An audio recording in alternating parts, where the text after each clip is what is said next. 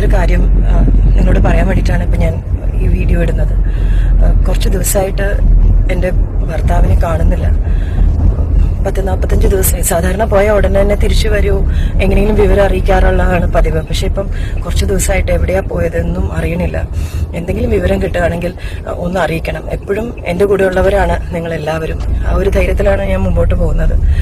അദ്ദേഹത്തിൻ്റെ പേര് സക്കറിയ എന്നാണ്. തബല ഒക്കെ വായിക്കുന്ന, ഡ്രംസ് ഒക്കെ വായിക്കുന്ന ഒരു ആർട്ടിസ്റ്റാണ്. എന്തെങ്കിലും ഒരു വിവരം കിട്ടുകയാണെങ്കിൽ കട്ടപ്പന പോലീസ് സ്റ്റേഷനിൽ ഒന്ന് അറിയിക്കണം.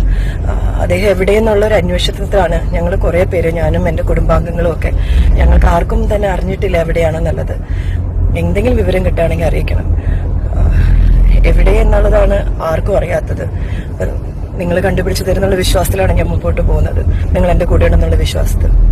എന്തെങ്കിലും വിവരം കിട്ടിയാൽ ഒന്ന് കട്ടപ്പന പോലീസ് സ്റ്റേഷനിൽ അറിയിച്ചേക്കണേ. ഇപ്പം നിങ്ങൾ ഈ ഒരു കേട്ട വീഡിയോ എന്ന് പറഞ്ഞാൽ ആശാ ശരത്ത് 6 വർഷങ്ങൾക്ക് മുമ്പ് ഇട്ടിട്ടുണ്ടായിരുന്ന ഒരു വീഡിയോ ആണ്. ഒരു മൂവിയുടെ പ്രൊമോഷന് വേണ്ടിയിട്ട് ഇതുപോലത്തെ ഉള്ള ഒരു വീഡിയോ തൻ്റെ സോഷ്യൽ മീഡിയയിൽ പങ്കുവച്ചിട്ടുണ്ടായിരുന്നു. ആ ഒരു സമയത്ത് ആശാ ശരത്തിനെതിരെ കേസൊക്കെ വന്നിട്ടുണ്ടായിരുന്നു. ഇങ്ങനെ ഫേക്കായിട്ടുള്ള രീതിയിൽ പ്രൊമോഷന് വേണ്ടി, അതും പോലീസ് സ്റ്റേഷൻ്റെ പേരൊക്കെ മെൻഷൻ ചെയ്തുകൊണ്ടാണ് ഈ ഒരു വീഡിയോ പുറത്തിറങ്ങിയിട്ടുണ്ടായിരുന്നത്. ഇപ്പോൾ ലേറ്റസ്റ്റ് ആയിട്ട് ഈ ദിവസങ്ങളിലൊക്കെ ഈ ഒരു വീഡിയോ പിന്നെയും കുത്തിപ്പൊക്കിക്കൊണ്ട് ആരൊക്കെയോ വരുന്നതായിട്ട് സോഷ്യൽ മീഡിയയിൽ ഫുള്ള് ഇതിങ്ങനെ വീഡിയോ കറങ്ങുന്നതായിട്ട് കണ്ടിട്ടുണ്ടായിരുന്നു. അതുകൊണ്ടാണ് ഈ വീഡിയോ ഒന്നും കൂടെ ചെയ്യാമെന്ന് വെച്ചത്.